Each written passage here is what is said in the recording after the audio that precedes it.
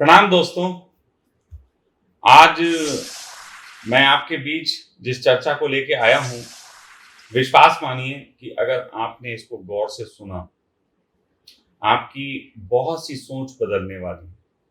सोच ही नहीं बदलने वाली है, बल्कि अगर मैं कहूं तो आपकी पूरी जिंदगी बदल सकती है।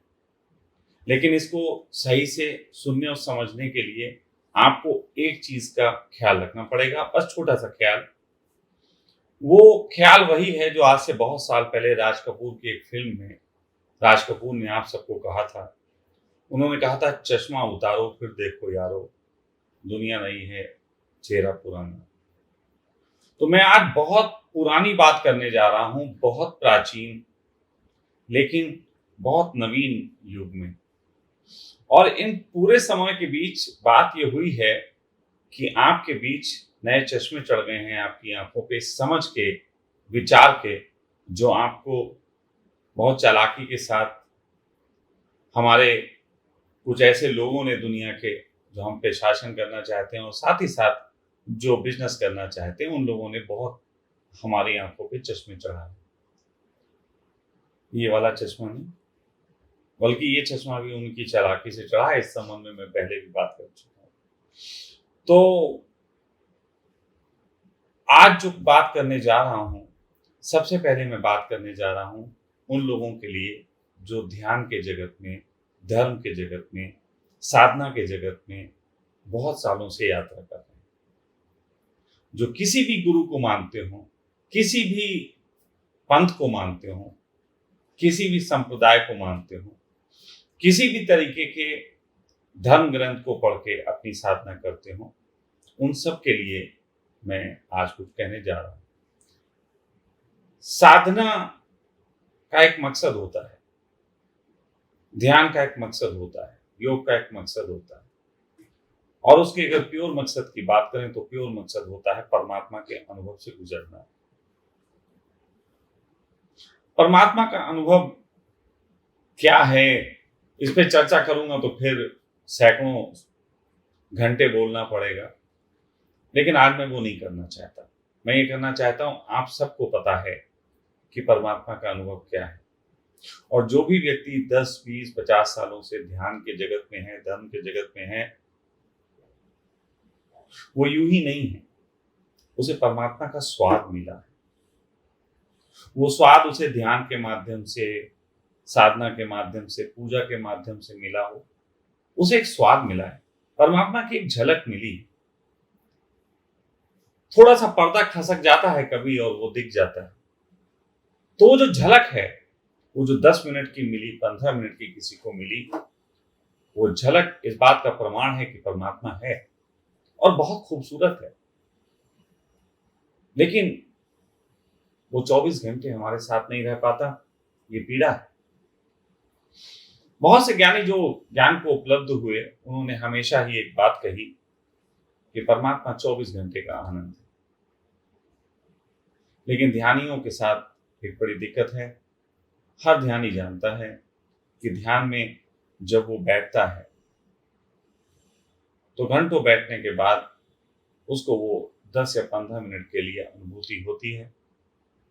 और फिर उसके बाद जब वो आंखें खोल के संसार में वापस आता है तो एक फोन की घंटी उसके सारे आनंद को तिरोहित कर देती है। ऑफिस जाने की सोच उसके आनंद को तिरोहित कर देती है। किसी भी तरीके की संसार की फिर से एक जो है, एक कंकड़ संसार का उस शांत झील में गिरता है और फिर तरंगे उठ जाती हैं संसार की। तो ये जो लगातार चलता रहता है, रोज साधना कर रहे हैं, रोज 5-10 मिनट के लिए अनुभूति हो रही है, लेकिन फिर बेकार हो जा रही है। और साधक की यही पीड़ा है कि 24 घंटे उस आनंद को कैसे उपलब्ध। मैं आपसे कहता हूं कि मेरी जिद, मेरा अलग ढंग से सोचने का नजरिया, मेरा जीवन को देखने का जो ढंग रहा, जो शोध की प्रवृत्ति रही, जो चीजों का नकार करना रहा, नवीनतम चीज की तरफ भागने की जो आकांक्षा रही, शायद उस कारण परमात्मा ने मुझे इस योग्य समझा कि आज मैं कह सकता हूं कि कोई भी साधक बहुत कम समय में उस आनंद को 24 घंटे उपलब्ध हो सकता है। 24 घंटे, 24 घंटे वो आनंद रह सकता है बहुत कम समय में। वो कैसे होता है, इसके संबंध में बहुत सारी बातें हैं जो मैं आपसे कर सकता हूं, लेकिन मैं छोटी सी बातें हैं वो आपसे करूंगा। अगर नहीं करूंगा तो आप लोगों के दिमाग में संदेह रहेगा कि ये भी एक प्रचार का नया ढंग है। लेकिन आज मैं आपको एक ऐसी चीज बताने जा रहा हूं जो ध्यानियों को भी समझ में आएगी और जो स्वास्थ्य लाभ लेना चाहते हैं उनको भी समझ में आएगी। मैं आज बात कर रहा हूं ऋषियों की। भारत की परंपरा ऋषियों की परंपरा है। लेकिन अगर मैं कहूं कि ऋषियों ने हमें जो दिया है, हम उन चीजों को देखना शुरू करें और उनको देखते हुए, उनको सीढ़ी बनाते हुए परमात्मा तक जाना चाहें, तो हमें थोड़ा सा अपनी उस दृष्टि को जो अभी तक बनी हुई है उसको परिवर्तित करना पड़ेगा। जैसे ऋषियों ने हमें दो चीजें दी। ऋषियों ने हमें दिए वेद और ऋषियों ने हमें दिया आयुर्वेद। वेद और आयुर्वेद, दो चीजें ऋषियों से हमें मिली। लेकिन जिस तरीके से कहते हैं कि और पीछे जाके देखो क्या है, और पीछे जाके देखो, प्याज के छिलके उतार के देखो अंत में क्या बचता है, उसी तरीके से थोड़ी पीछे की अब यात्रा करेंगे। सच कहें, ऋषियों ने जो दवाएं दी और जो वेद दिए वो मूल्यवान होने के बावजूद भी उससे ज्यादा क्या मूल्यवान है उसकी चर्चा करनी पड़ेगी। वेद से और आयुर्वेद से ज्यादा मूल्यवान है ऋषियों का जीने का ढंग। ऋषि कैसे जीते थे। इसीलिए जब कोई गुरु की बात सुनता है तो उसको ये कहा जाता है कि बातों से ज्यादा तुम तब जानोगे जब गुरु की संगत में रहोगे। फिर संगत में रहते हैं, फिर ऋषियों के जीवन है, जीवनचर्या है। उस जीवनचर्या के संबंध में ज्यादा हमको पता नहीं है क्योंकि ऋषि इस समय उपलब्ध नहीं है। जो भी चीजें झलक मिलती हैं वो थोड़ी थोड़ी कहानियों में मिलती हैं कि ऋषि दिन में शिष्यों को ज्ञान दिया करते थे, भोजन सात्विक लेते थे, सात्विक उनका चाल चलन था, पहनावे के बारे में हम जानते हैं। लेकिन ये तो वो चीजें हैं जिसको हम ऊपर ऊपर देख रहे हैं और इसीलिए लोग प्रयास करते हैं ऋषियों जैसा वस्त्र पहनने का, ऋषियों की तरह भोजन करने का, ऋषियों की तरह चाल चलन करने का। लेकिन ये इतना इंपॉर्टेंट नहीं। इससे भी ज्यादा मूल्यवान है कि ऋषि इन सब चीजों को उपलब्ध हो पाए कैसे। तो मैं आपको बताना चाहता हूं ऋषियों के संबंध में जो सबसे पीछे की बात मिलती है, जहां ऋषि बोलते भी नहीं है और जहां ऋषि का चाल चलन भी नहीं है, वो सबसे पीछे की बात है कि ऋषि आंख बंद करके हिमालय में या जंगलों में साधना करते थे। दो चीजें, जंगल या हिमालय। अब जंगल हिमालय में नहीं है और हिमालय जंगल में नहीं, उसको समझ लेना जरूरी है क्योंकि यहां पे भी आप लोग जंगल पकड़ लेते हो या हिमालय पकड़ लेते हो और इसी कारण पूरी दुनिया में करोड़ों सन्यासी तो पैदा हो गए लेकिन करोड़ों ऋषि पैदा नहीं हो पाए। तो जंगल में क्या है? जंगल में पेड़ पौधे, लेकिन हिमालय में तो पेड़ पौधे नहीं। हिमालय में क्या है? हिमालय में ठंड, बर्फ, ऑक्सीजन की कमी, लेकिन वो जंगल में तो नहीं। तो ऋषियों की जो बात है उसमें सबसे जो पीछे मैंने कहा जो पकड़ा जा सकता है वो पकड़ा जा सकता है कि ऋषि ध्यान करते थे जंगल में या पहाड़ों में। ध्यान करते वक्त उनके कुछ शब्द हैं जो हमको पता है, जैसे ओम, ओम का उच्चारण। लेकिन ओम का उच्चारण ही नहीं करते थे, ये भी आपको पता होना चाहिए।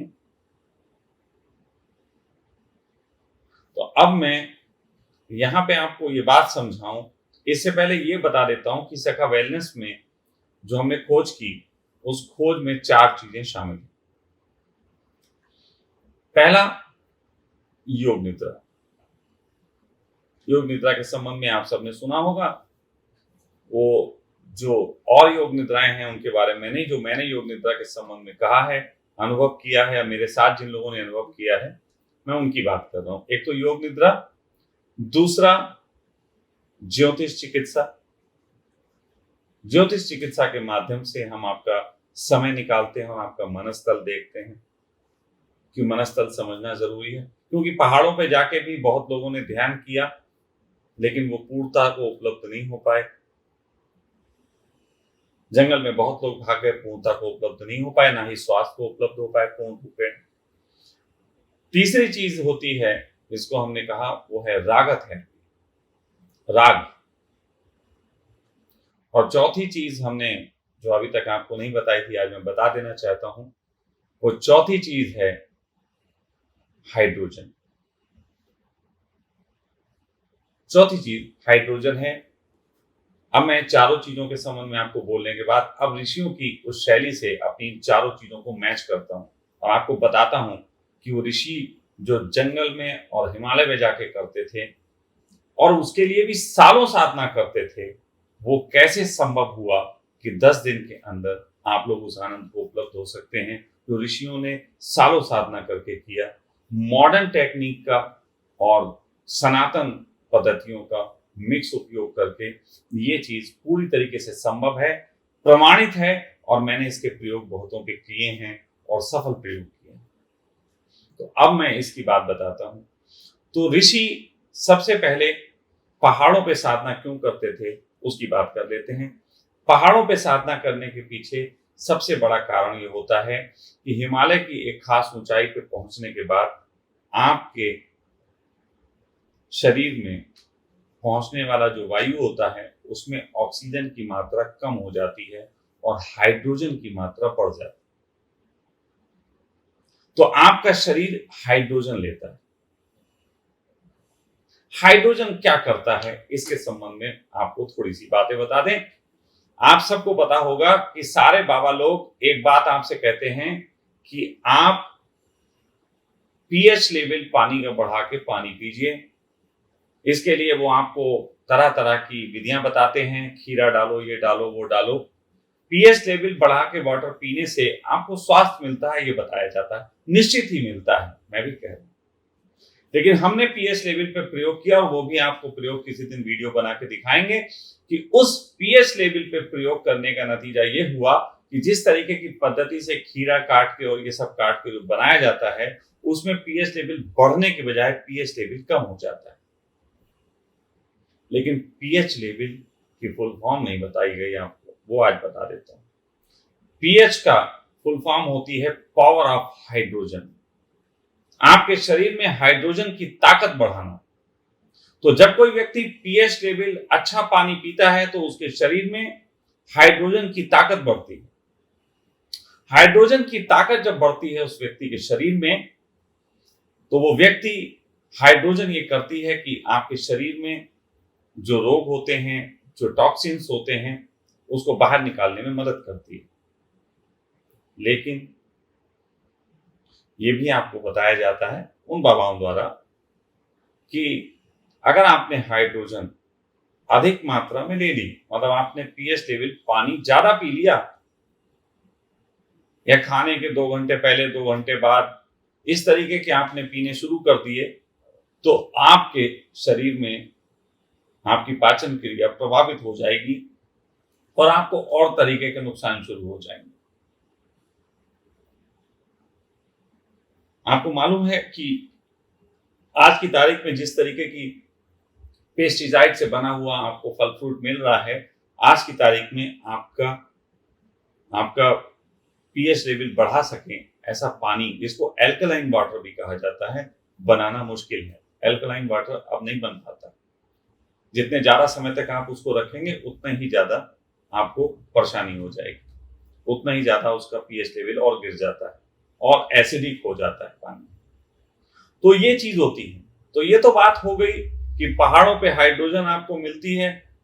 ये पहला बात हो गई स्वास्थ्य से संबंधित जो आपके ऋषि मुनि चालाकी से या कह लो अनजाने में परमात्मा के प्रेम में अपने शरीर में हाइड्रोजन इनहेल कर लेते थे और हाइड्रोजन का ये फायदा है।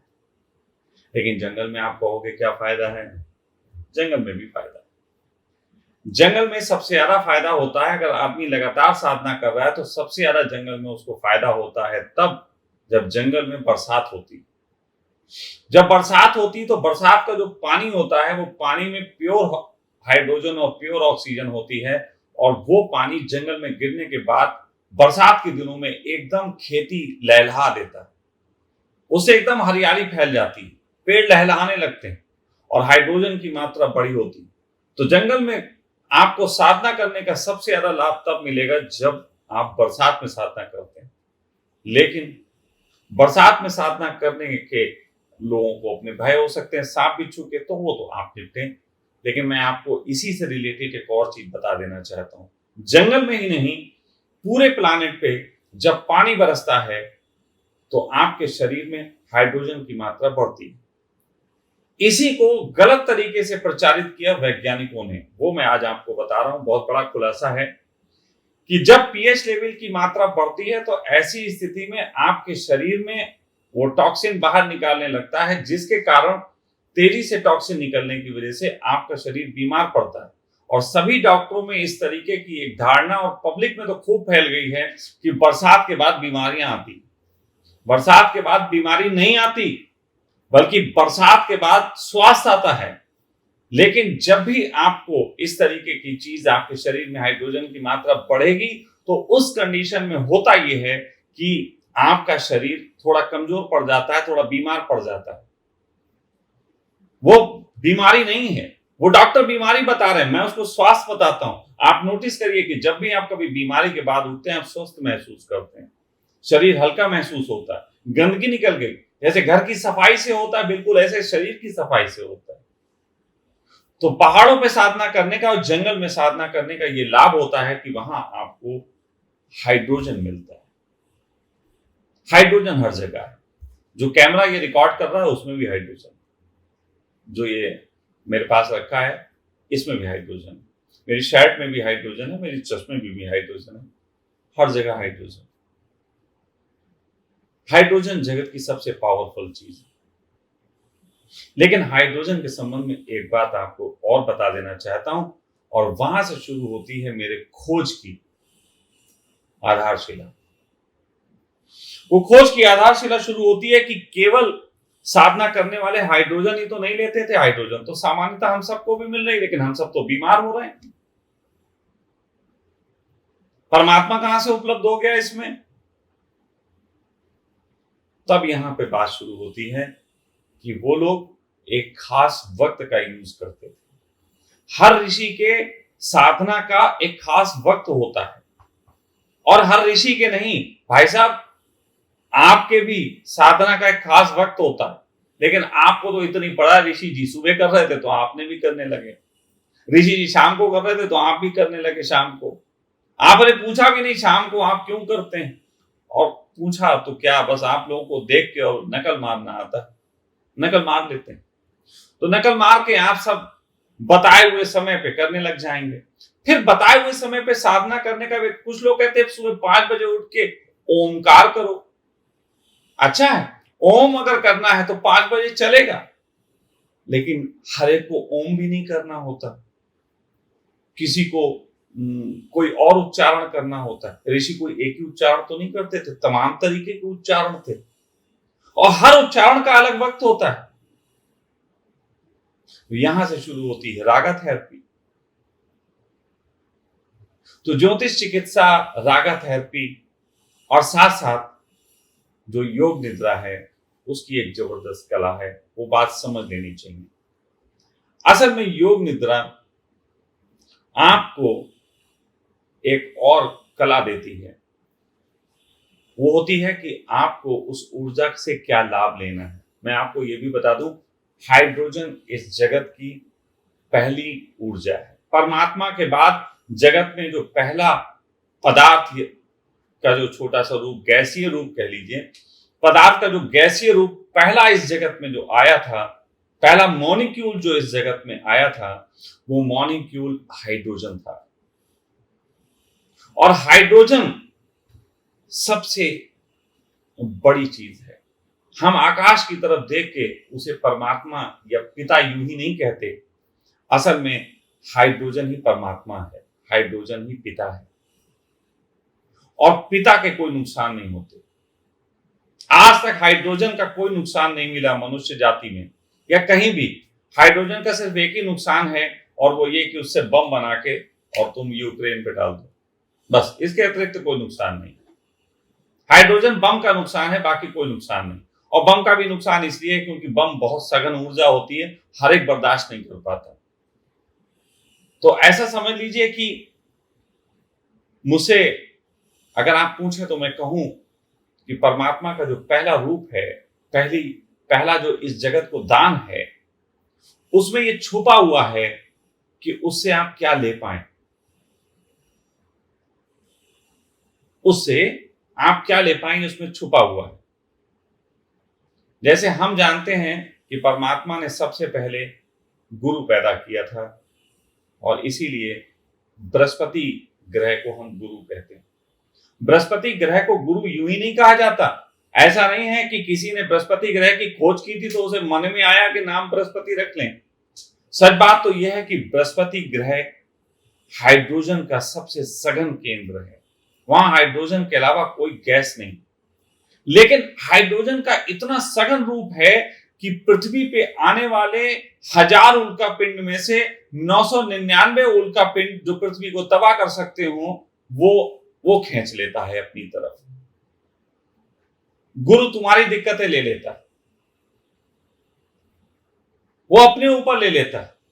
लेकिन उसके बावजूद, इतनी ताकतवर होने के बावजूद, आप मंगल पे जाना चाहते हैं, चांद पे जाना चाहते हैं और ग्रहों पे जाना चाहते हैं, बृहस्पति पे नहीं जाना चाहते। क्यों? क्योंकि बृहस्पति एक ऐसा ग्रह है, एक ऐसा गैसीय ग्रह है जहां पे आपके पैर रखने की जगह नहीं, मतलब आप वहां पैर टिका नहीं सकते। और मनुष्य तो मजबूर है, इंद्रियों का गुलाम है। गुरुओं पे भरोसा करना मुश्किल होता है क्योंकि अज्ञात है। बाबाओं पे भरोसा, जो पंडित टाइप के होते हैं, उन पे हो जाता है क्योंकि उनकी मैचिंग थोड़ी किताबों से होती है। वो किताब पढ़ के बोलते हैं, आपको लगता है हाँ जो किताब में लिखा गया है वो ये बोल रहा है तो आदमी विश्वास वाला है। मेरे जैसा आदमी विश्वास वाला नहीं है। मैं जो बोल रहा हूं तुम्हारी किताबों से हटा दिया गया है, मैं तो वो बात बोल रहा हूं। तो मेरी बात पे पैर टिकाना मुश्किल है। लेकिन जिन्होंने टिकाया वो जानते हैं कि उनकी जीवन में 2 ही रूप बचे, या बिफोर शशांक या आफ्टर शशांक। जो भी जिन्होंने भी मुझसे कहा आई लव यू शशांक, उनके जीवन में फिर पहले जैसा जीवन नहीं रहा। तो ये खूबी है बृहस्पति की। खूबी यह है कि उसे आई लव यू बोल के तो देखो, जीवन ना बदल दे तो कहना। लेकिन बृहस्पति के साथ तुम भिखारी बन के जाओ और मांगो कि अल्लाह के नाम पे कुछ दे दे, तो निश्चित कटोरे में कुछ डालेगा जरूर, लेकिन स्वयं को नहीं डालेगा। तो मेरे पास ये 4 चीजों से मिली हुई एक ऊर्जा बनी। पहले हाइड्रोजन बोल देता हूं, जबकि चौथे नंबर पे है, तो कोई बात नहीं, चौथे से उल्टा चलते हैं। पहला हाइड्रोजन, दूसरा आपका जो है वो रागा, तीसरा ज्योतिष चिकित्सा, और चौथा और सर्वोत्तम वो है योग निद्रा। इन चारों चीजों की मिक्सअप से और कॉम्बो से जो व्यक्ति बीमार आता है उसको मैं स्वास्थ्य लाभ दे सकता हूं, और जो व्यक्ति धर्म के जगत का लाभ लेने आता है उसको धर्म जगत का वो अनुभव करा सकता हूं जो बुद्ध और महावीर, जीसस क्राइस्ट और मोहम्मद, नानक, कबीर सबको हुआ। 24 घंटे का वो आनंद आपको सहज उपलब्ध कराया जा सकता है। आज मैं आप लोगों को सीधा सीधा निमंत्रण देता हूं। निमंत्रण है, आज ही से रजिस्ट्रेशन आरंभ करता हूं। आप आज से रजिस्ट्रेशन करा सकते हैं। यदि आप आध्यात्मिक यात्रा के लिए, परमात्मा के आनंद के लिए यहां आना चाहते हैं, तो 10 दिन का समय आपको निकालना पड़ेगा। 8 सितंबर से हम यहाँ पे आरंभ करने वाले हैं इस नए प्रयोगों को। 8 सितंबर से जो आरंभ होगा तो 10 दिन के लिए आध्यात्मिक लोग आ सकते हैं। उसके लिए उन्हें बहुत लंबी प्रक्रिया से नहीं गुजरना, सिर्फ छोटे से शुल्क की जो प्रक्रिया है वो है। वो छोटा सा शुल्क भी बहुत कम रखा गया है, मात्र 21,000 रुपीज। जो योग निद्रा के लिए पहले आते हैं उन्हें पता है, मात्र 5 दिन का मैं 55,000 रखता था, तो अभी केवल 21,000 10 दिन का शुल्क है। हाँ, एक बात पक्की है, इसमें रहने का और भोजन का उपलब्ध नहीं है। वो क्योंकि हर व्यक्ति अलग अलग सामर्थ्य रखता है, किसी के पास कम है तो वो फ्री में, यहाँ गुरुद्वारे बहुत सारे हैं वहां रुक सकता है। बहुत अच्छे पैसे हैं तो 5 स्टार होटल्स भी उपलब्ध हैं, 3 स्टार होटल भी, 2 स्टार और हर तरीके के होटल्स उपलब्ध हैं, वहां रुक सकता है। 10 दिन में मैं उस व्यक्ति को इन प्रयोगों की तरफ ले चलूंगा, लेकिन एक छोटी सी शर्त है, वो व्यक्ति स्वस्थ होना चाहिए। शारीरिक स्वस्थ को उपलब्ध व्यक्ति 10 दिन के अंदर इस अनुभव को पा सकता है। और यदि वो शारीरिक रूप से स्वस्थ नहीं है तो उसको एक दूसरे प्रोसेस से गुजरना पड़ेगा। उस दूसरे प्रोसेस में पहले उसको एक फॉर्म भरना पड़ेगा, वो फॉर्म भर के भेजेगा, अपनी बिल्कुल सही जानकारियां देगा, गलत जानकारी वाले को भी यहाँ प्रवेश नहीं है। तो ऐसी कंडीशन में वो सही जानकारी देगा, उस जानकारी को हम स्टडी करने के बाद उसे बता सकते हैं कि उसे स्वास्थ्य से गुजरने के बाद और फिर आध्यात्मिक अनुभव से गुजरने में टोटल कितना समय लगेगा और उसके किस तरीके के चार्जेस होंगे।